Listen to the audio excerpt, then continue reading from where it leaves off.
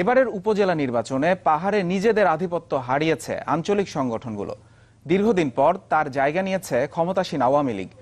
তাই দলটির অভিযোগ, প্রাধান্য খর্ব হওয়ায় নির্বাচনের পর দুটি ঘটনায় ৮ জনকে খুন করেছে দুটি আঞ্চলিক সংগঠন। বিশ্লেষকদের মত, এসব খুনের পেছনে থাকতে পারে পাহাড়ের রাজনীতির নতুন মেরুকরণ। তবে তা মানতে নারাজ জনসংহতি সমিতি ও ইউপিডিএফ। আমাদের প্রতিনিধিদের পাঠানো তথ্য ও ছবি নিয়ে রিপোর্ট। ৩ পার্বত্য জেলার ২৫টি উপজেলায় নির্বাচন হয়েছে গেল ১৮ মার্চ। সেই নির্বাচন পরবর্তী হামলায় প্রাণ গেছে ৮ জনের। পাহাড়ে স্থানীয় সরকার নির্বাচনে বরাবরই আধিপত্য ধরে রাখে আঞ্চলিক সংগঠনগুলো। ২০১৪ সালের নির্বাচনেও ১৬টি উপজেলায় জিতেছেন সংগঠনগুলোর প্রার্থীরা।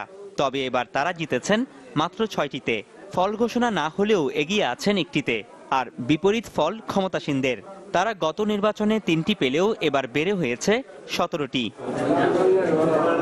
সার্বিক ফলাফলে সবচেয়ে পিছিয়ে সন্তু লারমার নেতৃত্বাধীন জনসংহতি সমিতি আর ইউপিডিএফ।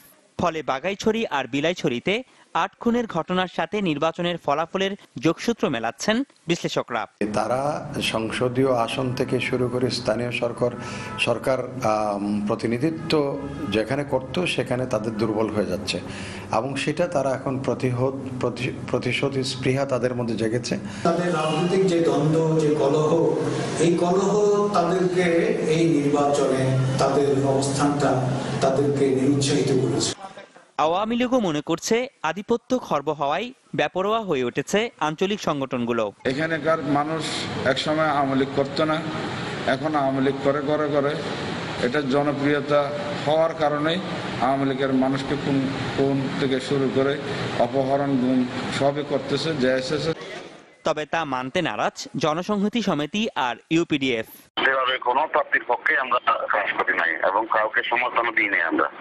সুতরাং এই যে একটা নির্বাচনী সহিংসতাকে একেবারে ইউপিডিএফ এর দাঁড়িয়ে ছাপিয়ে দেওয়া এবং তার নির্বাচনী সহিংসতা বলতে অনেকেই নারাজ। নির্বাচনী সহিংসতা বললে তো আওয়ামী লীগের নামটা এসে যায়। নির্বাচন প্রক্রিয়া এটা কারাপ্টেড হয়ে গেছে, দূষিত হয়ে গেছে। সেই প্রক্রিয়ার মধ্যে আগামীতে আমরা জড়িত হব কিনা সেটা অনেক বিচার বিশ্লেষণ ব্যাখ্যাধীন।